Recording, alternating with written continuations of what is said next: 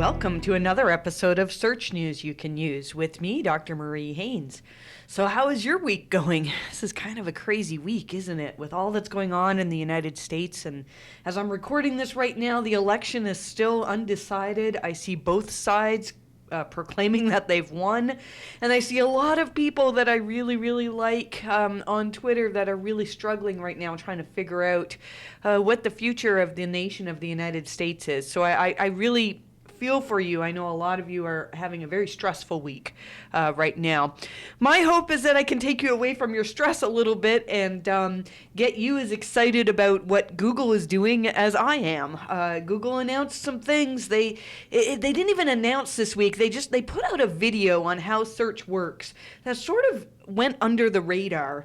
Nobody really saw it. And then John Mueller tweeted about it just this week saying, hey, did you guys notice a couple weeks ago we put out this amazing video? And it really is amazing. I watched this video yesterday and made many notes on it. And so I'm going to share with you some of my thoughts on the future of search and what we can learn from this video. It's very exciting. If you are in local SEO, you probably do not want to enter or edit your Google My Business profile right now. So when we get to the local SEO section, I'm going to talk to you about that. There's some really weird things going on there. And in the Q&A section, I have something really interesting this time. It's a legal site that we're going to look at. I'll share the name with you when we get down to that part of the podcast. It's a legal site that was hit very hard by the May 4th update. I haven't done a full review by any means of this site, but I did look at some of the queries that were hit, and it's really obvious, at least it seems obvious to me, why they were hit. And I think that any of you who are listening to this and have either your own website that was affected by the May 4th update or are dealing with clients who were affected, you're going to find this really interesting. I think this is going to be a really good episode of podcast. So let's get right into it. First of all, I want to say how excited I am that we have a brand new website at mariehaynes.com. If you've known me for a period of time, you probably know that I created this website. I mean, initially, before we have this new website, I created my own website, sort of like a blog. And I got a theme off of ThemeForest. This is many years ago. And created this website, which was, it wasn't bad. But it also wasn't great. So when I created my website, it wasn't the best of its kind. It was the best I could do at the time, but I'm not a developer. I have a few skills here and there.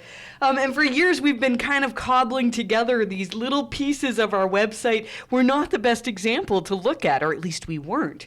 Now, we've still got some work to do on our new website, but I think you're really going to like it. If you go to mariehaynes.com, you can see, I think it's a really clean design. It's much faster than our previous website. I see just some quick tests. We've got some really good page speed insight scores for desktop. It looks like we have to do a little bit of work on mobile, but we're getting there. And I really am so thrilled. We worked with Kickpoint. This is Dana DiTomaso's company. First of all, to just get some branding for us. And we released that last year. We've been working on this for quite a long time. A new logo. And we sort of nailed down our brand colors and other things like that. I've also been working with somebody who's been a bit of a business coach for me, just sort of nailing down what is our what do we want to promise to clients? What is our mission statement at MHC? We've been really trying to form this business. I won't bore you with all those details, although I know some of you are interested in that. And so I will share just a little bit. If you are trying to go out on your own or do some freelancing, or you have this dream of, maybe starting a company, I would say go for it. It's a lot of fun, but it's also a lot of stress. And you need to know what's important and what's not worth stressing about as a business owner.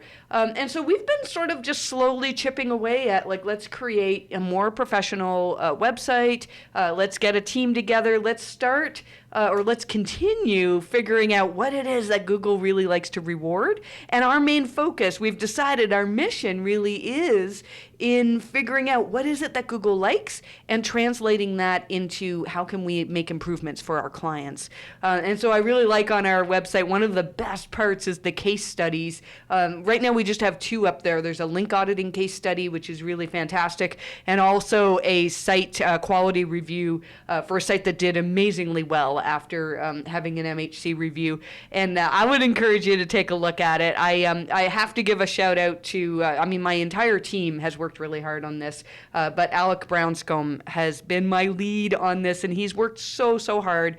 So thank you for my team for getting this website out. I really hope you like it, and I know a few of you have been pointing out some things. We need to work on meta descriptions and a couple of other things. We'll be working on that over the weeks and months to come. But I'd love to hear what you think. I think it looks way more professional, and I think those of you who have been looking to us for advice on how to improve your website, we've been very much the cobbler's kids. You know what? I realized that my staff are also young. I say young, like under 30.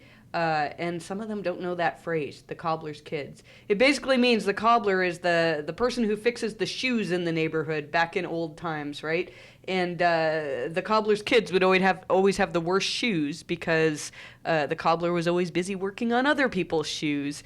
So now I feel like we've finally got some decent shoes. So I would love if you could take a look at the website. And we have a new article. I'll be talking about that out on intent and the future of Google algorithm changes. So if you want to check that out, it would be a perfect time to check out our new website as well. Let's talk about, we always start this podcast episode with what updates Google has done. And it does look like something happened around October 26th to 28th of 2020. Barry Schwartz on Search Engine Roundtable had a good article, as he always does, whenever there's sort of a blip that looks like something out of the ordinary is happening. He'll, talk about, these forums are talking about changes and the weather tools are seeing changes. And it does look like he said October 28th was probably the time. And I see that a lot of our clients that were affected, October 26th seems to be when it started. This is not uncommon. Often I find like Google makes a change and we can see it amongst the analytics because we look at hundreds of websites and we manually do that still. I have staff now that that's part of their job, that they just look at websites every single week. We go through our entire list of clients and figure out, was there a particular date on which we saw movement that's beyond what we normally see? And we did see quite a few clients with October 26th seemed to be the time, going up to October 28th. And sadly, a lot of our clients are seeing declines. And I think the reason for this is that I think it's possible that these changes that we're seeing are connected to world events as opposed to a Google update, although it's possible it's a little bit of both. As you know, the U.S. is going through a very significant election right now, and the fact that it's so close, my goodness, there's a lot of things going on in the world. And I know myself, last night, we were glued to the television watching election news, and normally I would be on my phone, reading about Google stuff and probably a little bit of Fortnite as well. And so that changed my online habits. And I think that if you've seen a traffic drop in the end of October, coming into this week, so as I record this, it's November 4th. Oh, also, this is episode number 157. I didn't start off with that. If you are, if you're looking for it online, mariehaynes.com/newsletter, episode 157, you'll find it. So if you're seeing changes, if you saw a decline, there's a very good chance that just fewer people were online at this time. And if they were online, they were looking at political websites. If you're not a political website, maybe it's possible that you saw a decline over the last few days. It's also possible that this decline is due to Google changing their algorithms. I've mentioned this in a few episodes that in Google's guide on how they fight disinformation, they say that in times of crisis, they can change the algorithm to greatly prefer authority over other factors. I'm going to talk about that in a minute because they said more about that in the video that I watched yesterday. And so, is this a time of crisis? Yes. I mean, we've been dealing with coronavirus and the world is just divided over this, and so many people are sick and dying and having problems. This is a time of crisis. And I think when you combine what's going on in the United States, the amount of, I keep saying stress, but just unrest, just a lot of things going on in the States, it wouldn't surprise me if Google decided to turn up the dial in terms of authority. Something I'll say, we've written in our newsletter, if you are a premium member of Search News you can use, you can read my thoughts on which types of sites were affected. I'm not going to go into great detail on that in the podcast episode because there's a lot of uncertainty right now. We're sort of developing some early theories, but they're super early, and I don't really want to get them out there public at this point. But again, if you are a paid member of Search News you can use, you can find that in episode number 157. I've talked about which types of sites we felt were affected. We're going to keep a closer eye on what happened at the end of October in the weeks to come, just to see if Google has made some changes to their algorithm. But really, I think it's very unlikely to be something that we can all take action on at this point. So let's talk about this video that Google put out, how search works. And I believe it was released a couple of weeks ago, and somehow it flew under the radar. I think maybe I saw it and I was like, oh, this is just another sort of fluffy, this is how a search engine works. But honestly, it talked about what Google was doing that was amazing. My mind is blown by the creativity at Google and what they're trying to do. I really liked when so they started off the video talking about spam fighting and how spam is such a big problem for Google, and it's been a problem and it will always be a problem. They said how, they'll change something in the algorithm and then the spammers will figure out how to get past that. And then it's continually a game of whack-a-mole that Google engineers are trying to figure out, all right, how do we make it so that this spam tactic doesn't work anymore?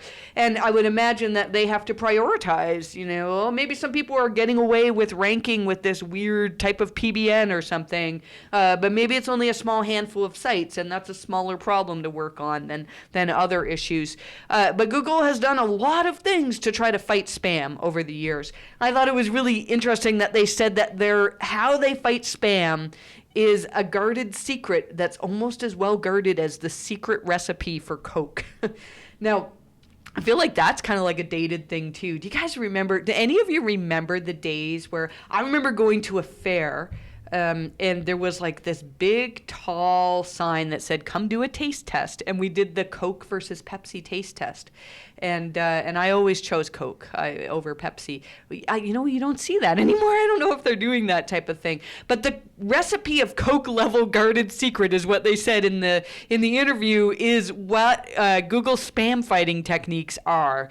But the one thing that they did share in the video, Kathy Edwards from Google said, and she's the head of user trust at Google. I want to do more research into Kathy Edwards. I feel like, if she's responsible for user trust, she's probably got some interesting things that we could learn from. She said that if a site's not getting links organically, it, quote, dilutes the value of that signal. And this is in line with what we've seen John Mueller say, and we've talked about a patent that Google has as well that talks about this, that if a certain resource has loads of links that Google's algorithms are kind of suspicious about, they may decide to just stop counting links towards that page, towards that website. Now, some of that is my interpretation of what it says in the patent and what John Mueller has said, but we really believe that in some cases, if you have been overtly spamming, and spamming is kind of a weird word, right? Because spamming could mean like, oh, I fired up this tool and I produced 5,000 comment blog links. That could be spamming. But spamming could also be very high level. It could be paid links that look very much like natural links. We've seen all sorts of schemes that look like that.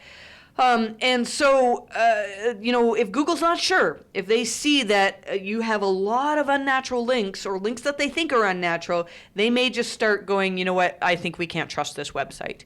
And so we have been seeing some improvements in websites after disavowing.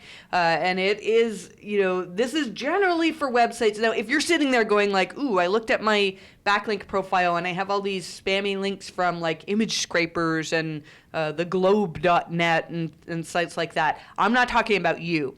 I'm talking to people who have hired an SEO company to, on a very large scale, create links that truly aren't natural mentions. And if that is you, then I do feel like you can see some improvement from a very thorough disavow. However, it's very challenging these days to know what to disavow. So if you're interested in that, we've seen a real uptick lately in people reaching out for link audits. So if you are interested in a link audit, then you can reach out to us. I think we're soon going to start having a waiting list for link audits, but we'll see. The next part of the video was how they talked about the quality raters. There wasn't a lot here that was new to me, but the way that they described it was perfect. So here's the quote, and I tweeted about this because I was like, woohoo, I feel validated. They said, want your website to show up higher in search? Read the guidelines. Seriously. They are available online, and the more people that read them, the better the web could be for everybody. If you are listening to this podcast and you have not read the Quality Raters guidelines, stop listening to the podcast. Go find them. They're online. The most recent version was just published in when was it? No, December was last year, in October. And you might think it's just policy and stuff, but I would say like 70 to 80% of what's written in those 160 plus pages is really good advice, really good examples. Google says, look, if you look at this website, it's a good website, but it doesn't meet the needs of the searcher, so we would like to see this. Like, there is so much in there. And if you haven't read the Quality Raters guidelines, you absolutely need to do them. This is not a surprise to most of you, but I wanted to reiterate what Ben Gomes, the VP of Search at Google, said years ago to CNBC about the Quality Raters guidelines. They are not exactly Google's algorithms, but what he said was the Quality Raters guidelines show you what Google wants to accomplish in search. And so we took a lot of heat back in 2018 when we started talking about reputation. And the Quality Raters guidelines had new stuff added to it to say how important it was to research the reputation of the company that the Quality Rater was assigned to look at their website. And,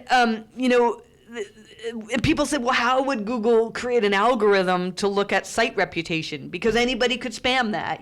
I could go to my competitor and give them a whole bunch of fake reviews and say that they're awful, and could that tank them? And we've seen that Google has made changes in their algorithms that are connected to what we've seen in the Quality Raters guidelines. And as I've been saying for the last couple of weeks, ever since we got the newly updated Quality Raters guidelines, the new changes that they made are mostly about understanding whether a searcher's needs have been met. I'm going to talk about that at the end of this episode when I do the Q&A section, because I think this site that dropped, Google's algorithms couldn't figure out that they're actually meeting searchers' needs. And I actually think that there's ways that very easily they could change their content so that it does meet searchers' needs. So when people tell you that you can't optimize for these new Google changes, I think they're wrong. I think you can't take a horrible website and structure it better and do some of the changes that we recommend to make a horrible website actually rank well. But there are a lot of good websites with good content that could be improved so that Google thinks that they're better. Or Google, that's not the right word, that Google recognizes that they're the better option. So if you truly have a really, really good website, and you're not just trying to rank based on, I bought a lot of links, or I have a great guest posting routine that I do. If you truly, truly have a website that has the best information and you have EAT, you're qualified to talk about this information, then there are things that you can do to structure your content, to make it so that Google is better able to see, when somebody searches for this, you are actually the best example. And we're going to have more on that coming out in the months to come. There's so much that just happened over the last couple of weeks. I'm actually kind of exhausted trying to come up with plans for how we can take advantage of all this new information that we have from Google. I really liked the section in the video that talked about returning trustworthy results. They talked about when the printing press was first invented, people at the time were really worried about it because they said, look, when I get trustworthy information, at that time when the printing press was first created, people, when you got your information, you'd get it from somebody you trust. You know, it would maybe be a leader in your community or somebody that you trust to provide you with that information. And then when information became printable, I mean, if you had a manuscript that was handwritten by a leader in your city or, you know, wherever you are, well, all right, you could say this is from this particular leader and I trust this person and whatever they say, you know, I'm on board with their leadership. But then as the printing press came out, it became available to more people. And you could read things, you're like, oh, well, this is written by so-and-so from some other county that, you know, I don't know this person, but other people say that he or she is authoritative. And so I'm going to trust what I read in this document. But you also don't know, I mean, when the first printing presses came out, they had to be manually lined up, right? Like they had to put in every single letter. And what if a mistake had been made? There were a lot of people were concerned that once we started taking information from the true experts and writing it down, that it would get diluted. And this is the same problem that we have today. So what they said in the video is that there's tons of information that exists, but it's not actually true, or it's maybe dangerous. And Google search is an index of what exists. So the example that they gave was really fascinating. They said that when people, it used to be, do you remember this controversy that came up where if you searched for, did the Holocaust happen? Pretty much every Google result would tell you no, it didn't happen, it was a hoax, you know, like these horrible things that we know are not true. So why did that happen? And what they said in the video was that the old way of looking at search would look at keywords on a page and determine relevancy. And if you were writing an article, if you thoroughly believed that the Holocaust did not happen, and you're writing an article to try to prove that, your article is going to have a lot of text that talks about this did not happen.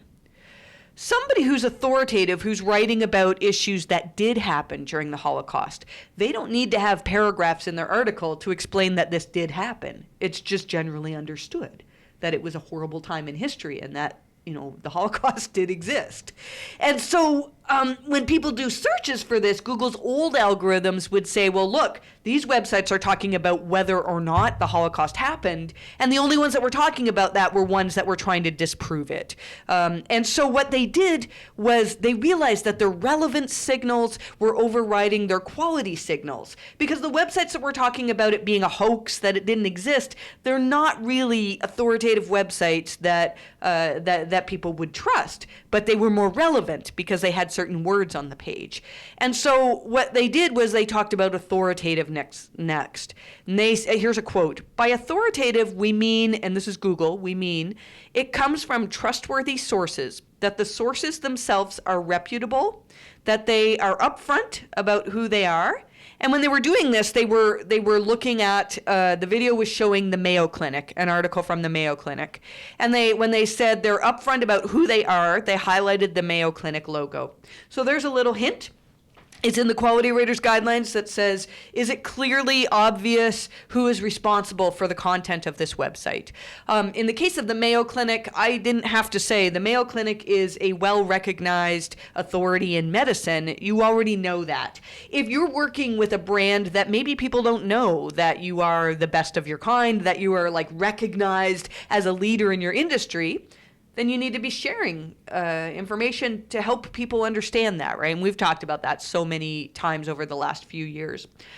They went on to say where the information has come from, and in the video they highlighted the author's name on this Mayo Clinic article. And also, and that they themselves are citing sources. Very, very important that if you are writing on any YMYL topic, you need to be citing references. And then there's all this controversy over how do you do that? Do you link from, do you have a reference section at the end of your article? Do you link out with followed links, no followed links? Again, we've talked about that in great, great detail in the past. We have a webinar. If you want more details on this, our EAT webinar, I believe it was part 3, talks about, it could be part 2, talks about citing sources and having expert authors as well. So I would encourage you to look at that. So, we've been preaching for a lot of time on the importance of citing references, especially for YMYL medical and financial information. So this was interesting to see this highlighted in the video. The other quote that I took from this video is where they said, "The change we have made in the case of misinformation is to change the ranking function to emphasize authority a lot more. And this has made all the difference." So we saw this. I really think that February 7th, 2017, we started to see a little bit of emphasis on authority and expertise. And then the August 1st Medic update, that was, I know it wasn't specifically targeted for medical sites, but it made it so that more authoritative medical sites were tending to rank more. And even with the most recent core update, the May update, we saw a big push to websites that have high authority are going to rank when it comes to YMYL queries. And although it wasn't a core update, we had in June of this year what we called the government update, where Google seemed to put more emphasis on ranking official sites like, .gov sites like the FDA.gov when it comes to medical queries. So Google has been making changes over the years in regards to, which websites they rank. And I think the fact that in this video they just come right out and say we're emphasizing authority a lot more, that answers some questions that we had. The most exciting part of this whole video was where they talked about DeepRank. So DeepRank is a code term, the name that Google used to name a project internally. I think it's probably similar to when, they made this web spam fighting algorithm and they called it Penguin. I think DeepRank is probably a more appropriate name for an algorithm update than Penguin. I still would love to know the story of Penguin. Panda was named after Nandu, is it Nandu Panda?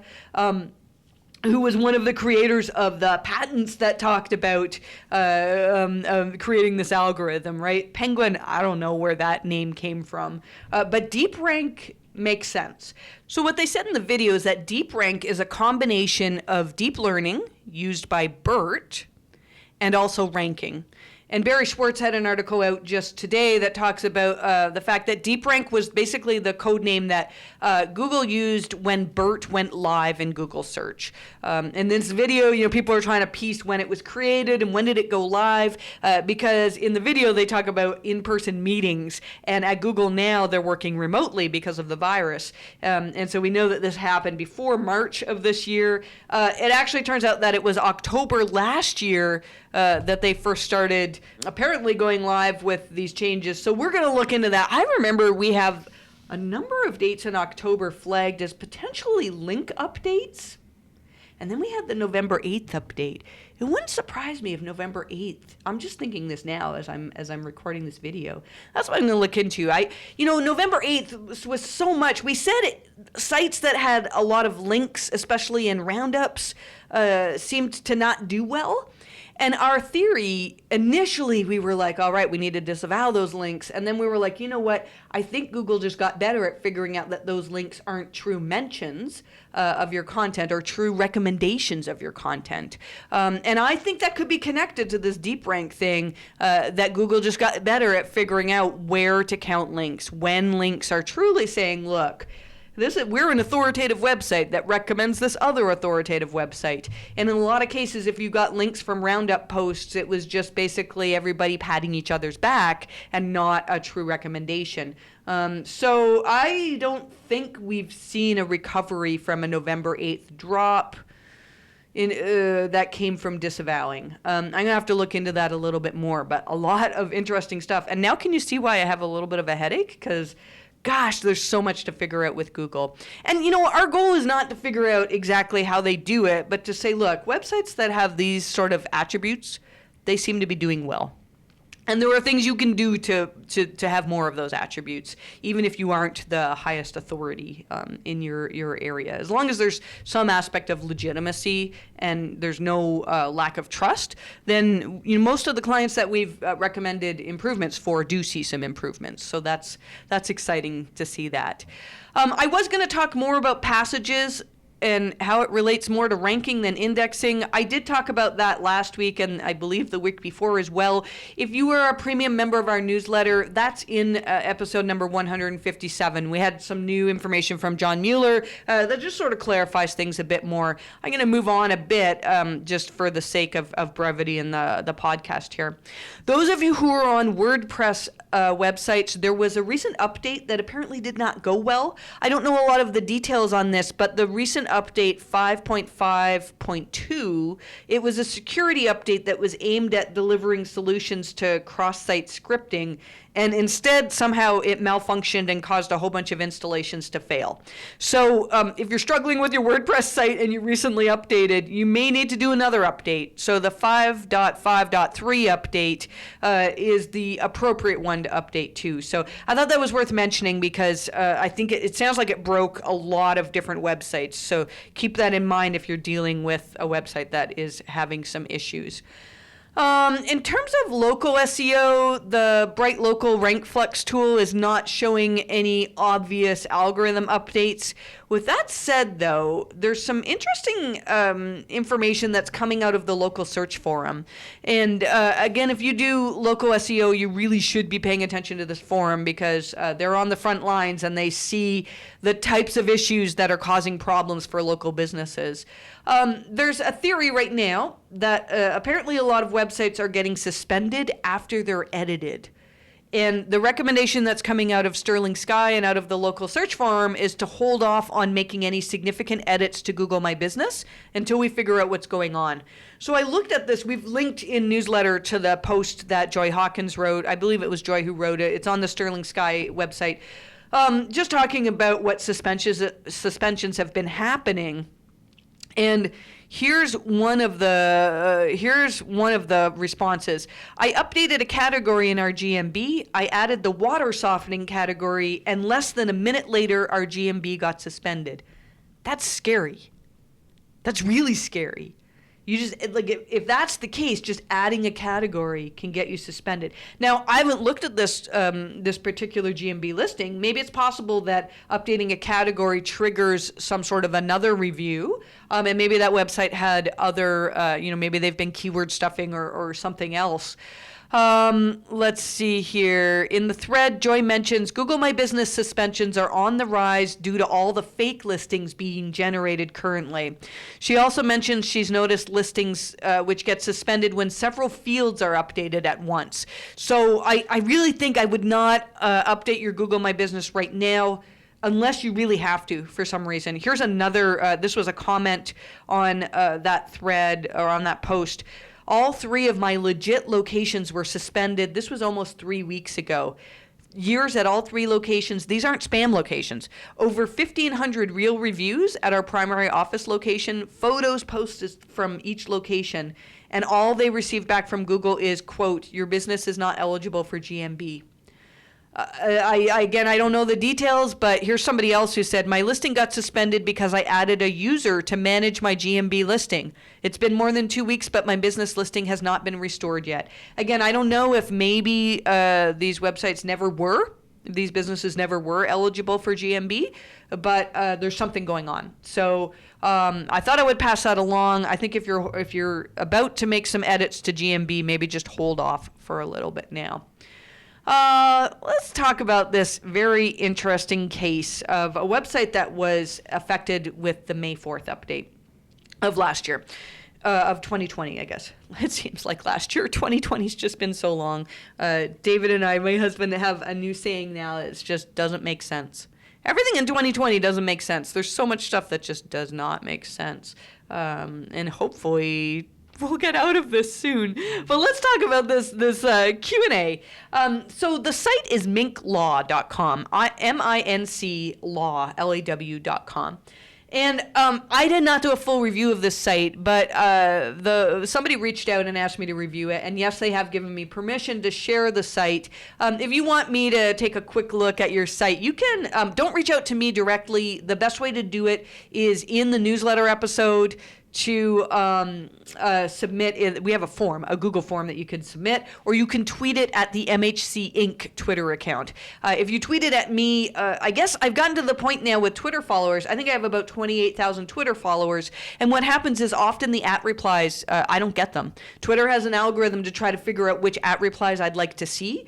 If I try to it's kind of like going through your spam filter to find the rest. I could look to find the rest, but it takes a lot of time. So if you want me to take a quick look at your site, just reach out via the form or via tweeting at the MHC Inc. Twitter account. And Summer, who manages that, will get it to my attention. So Mynclaw saw a very big drop on May 4th. Now, what I did was I was in Ahrefs at the time, so I opened up Ahrefs and looked at the traffic, organic traffic estimates. And according to Ahrefs, there was a very, very large drop for this site on May 4th of 2020. And so one of the things that I did not look into the EAT for this site. I feel like I'm familiar with the site. I don't know if it's come up in competitor reviews that we've done, or maybe we have reviewed it at some point, but it's a good sign when you have a site where you go, yes, that's the site that does this. And I had it in my head that, yes, this site does something with defamation law. And so that could be a goal for all of you who are listening. If you're working with a brand, you want to make it known so that people go, oh, yeah. When people talk about MHC, that's, they know a lot about Google and site quality. You want people that's a part of your EAT, to be recognized as an expert in your industry. And so, I didn't go into great detail. And again, I'll say this in every episode when we review a website. Our normal site reviews take us a good 2 to 3 weeks, sometimes longer, to complete. And so in the time that I spent looking at this, I didn't look in great detail at EAT. In order to rank these days, I really feel like there's two components that need to be met. And one is EAT. I'm probably simplifying things greatly to say, you need to have EAT, because there's so many elements of EAT that are necessary. And I think some are more necessary for medical sites, and some are more necessary for legal sites. But I feel like Mynclaw, probably if we looked into it, you're doing a decent job in terms of EAT. The second thing, though, that's necessary to rank is relevancy. And I feel like a lot of the drops that this site saw can be explained by something that Danny Sullivan said at some point when people were talking about core updates. He said sometimes there's nothing you can do when there's a core update. Now, don't get discouraged. I do think there's things you can do here. But I think that your drops that you saw are not necessarily because you're low quality, but rather because Google can't figure out that you're relevant. And I think there's things you can do to help Google figure out that you're relevant, and you'll see improvements. So one of the things I did was look on Ahrefs.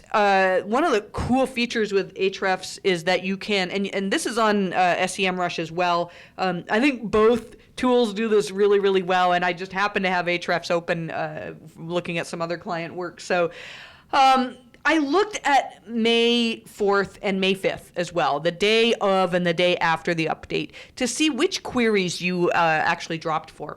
And it looks like a lot of your queries you improved for, but a good number of queries you saw significant drops. Now, one of the queries that you saw drops for was for the query revenge porn sites. I'm not going to go into details here for obvious reasons, but you used to rank in the middle of page 1, and now I see, I don't know what the current rankings are, but I see that after the May update, you dropped to page 4 for this term. And when you think about it, so I would imagine that the pages that are on Mynclaw for this particular search are talking about how you can sue if you have been involved in one of these schemes. And so the thing is, though, I think that the vast majority of people who are doing this search for this type of site, they're not looking to sue. They're just curious, or, whatever reasons. I'm not going to go into the reasoning of people who do these types of searches. I think you know what I mean. And so you weren't that relevant. And it might seem to you that you are, because there are probably a lot of people who do that search who are like, look, I've been listed on one of these sites, or I've been affected by this and I want to sue somebody for it, and they want a lawyer. And there are a subset of people who want that. But I would imagine that Google figured out that the vast majority of people who do that search are not looking for a legal website when they do that search. Now, the question would be, well, why did you rank for that before? And I think that this is actually a perfect example of Google using BERT to prioritize, maybe not prioritize is the right word, to understand relevancy over EAT signals in some situations. I know that seems contrary to what I just said, but hear me out here. I think that in the past, Google could look at this and say, look, when people type revenge porn sites, we have all these different options we can show them, and a lot of them are not the greatest. And they don't want to be showing people adult websites unless they're absolutely sure that that's what somebody searched for. And so a website that has good EAT, like Mynclaw, I'm assuming has good EAT, is probably going to rank really well in the past, because Google would say, look, there's a lot of things we can't trust on all these other websites, but we can trust this website, and even though it's not like a perfect match, we can still rank it because some people are looking for this. And then as Google got better at understanding the intent behind a query, I think they figure out that most people who are doing this search don't want a legal site. I also saw that you lost rankings for similar things. pissedconsumer.com, the actual domain name, you were ranking on the first page for that, and now you're not. Again, people who do that search, well, there might be some people who want to figure out, how can I sue if I've been mentioned on this website? Most people who are searching for this either want that website itself, or they want, it's not you that they want to see. And even though you have good information on it, it's not relevant to most people. And that's the type of thing, I don't think you can regain rankings for pissedconsumer.com, or I see you used to rank for stdregistry.com. You're probably not going to regain those. But here's an interesting query that I looked at. I saw that on May 4th, you saw a drop for the query, can I sue for slander on Facebook? So let's say I'm a searcher and I type in, can I sue for slander on Facebook? This sounds like somebody has said something bad about me on Facebook and I want to sue them, right? That's my understanding. I'm not a lawyer, but I think that if I did that search, I would be looking for, I just got something bad said about me and I want to know if I can sue this person because they said something bad on Facebook. You were number 6 for that query before, like in April. And then according to Ahrefs, after the May 4th update, you dropped just 2 positions to number 8. And now I see that you're well off page 1 for this term. So what I did next was I looked at who actually improved for this term. Because if Google has a new algorithm that's figured out, look, when people search for can I sue for slander on Facebook, and they've decided that Mynclaw is not a good or the most relevant answer for this query, then who did they think was relevant? And you can learn a lot when you look at who is relevant, although it's hard sometimes to see it from the inside when you're looking at your own websites. So, again, in order to rank, you need EAT, which you've got, but you also need to meet the needs of the searcher. So I did a search for this query, can I sue for slander on Facebook? And the first site I saw was hg.org.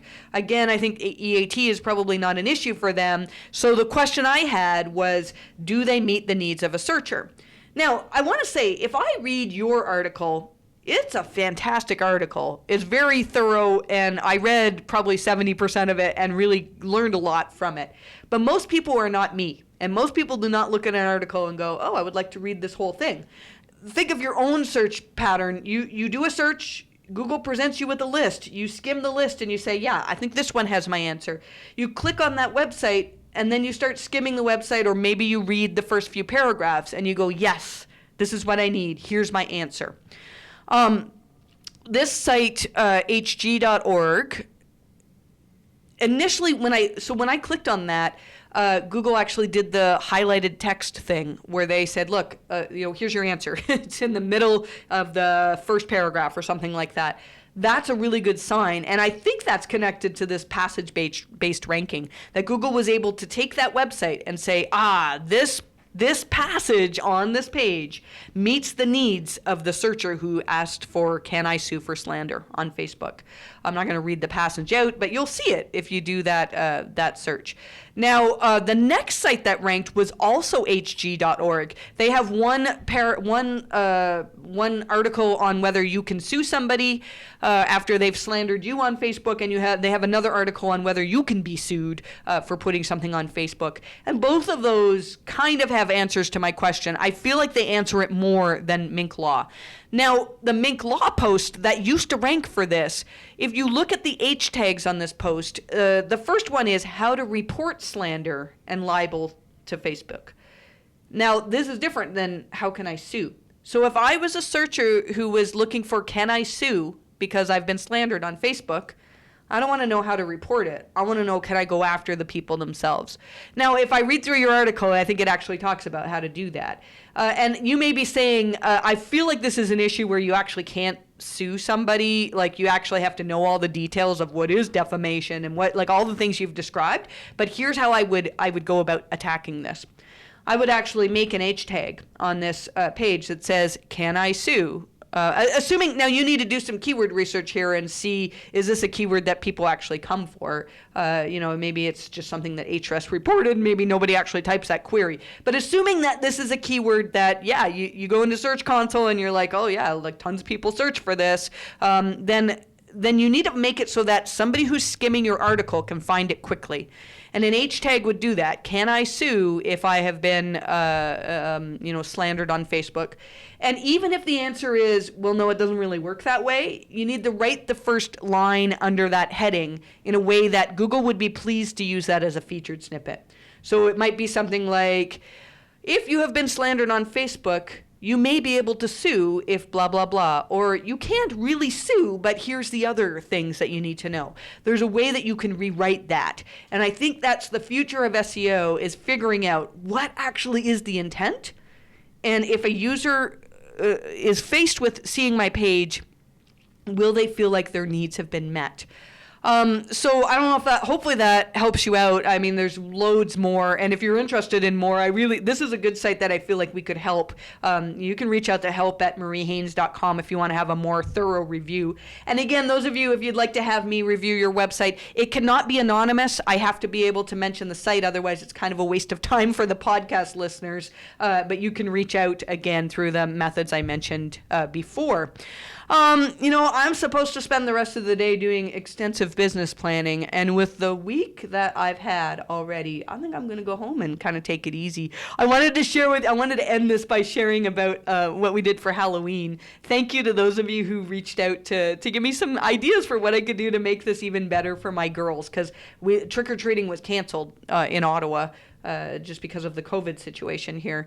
And we did a scavenger hunt. I reached out to some of their favorite Fortnite content creators, and these guys, Roadie Bros and Gearsy, they created videos for me to use that were clues. We made this whole story that Daddy got taken by zombies. And but then Daddy, they could see him in the house, so it didn't work out all that well. And they did not believe that my spaghetti was worms or that my peeled grapes were eyeballs. But they had a lot of fun. And we ended, at the end, we ended down by the creek, and it was dark, and I had all these really loud Halloween music playing and sounds playing, and we thought I was worried it was going to be too scary. And then Daddy comes into the creek with the trees, and he's making these zombie noises, rah, rah, rah, and I'm all worried that my youngest, who's 8, is going to be too scared. And she says, "Oh, hi, Daddy." So they weren't scared at all. So we went into our house afterwards, and they were laughing, and then they disappeared. They were trying to prank us. So I said, listen, they need to be more scared than this. And I cranked up the Halloween noises inside the house, and Daddy and I both made zombie noises and went to attack the girls. Well, we didn't realize that my youngest, when I cranked the noise, was under the bed sobbing. Because she was terrified, and here I am thinking it wasn't scary enough, and so I just scarred her for life. So she made me promise that I would never, ever do anything ever like this again, and then an hour later she said, but if you do, maybe just don't make it so scary. I don't know if that helped anybody to hear that story. Having children during this pandemic is challenging, so we're trying to do all we can to just give them happy memories in this time. Despite all of the challenges that we're going through. I really am thinking of those of you who are in the U.S. I hope that everything goes okay with today. I hope that you get some answers soon, and that this whoever wins is not drawn out for weeks and weeks and weeks, because it's a very stressful time for so many. I hope you've enjoyed this episode. I really enjoyed recording it. I'm really, really looking forward to digging into more about how to understand whether a searcher's needs are met, and how to improve websites so that we can be the one that Google chooses to say, yes, this website is our answer. I wish you the best of luck, and good luck with your rankings.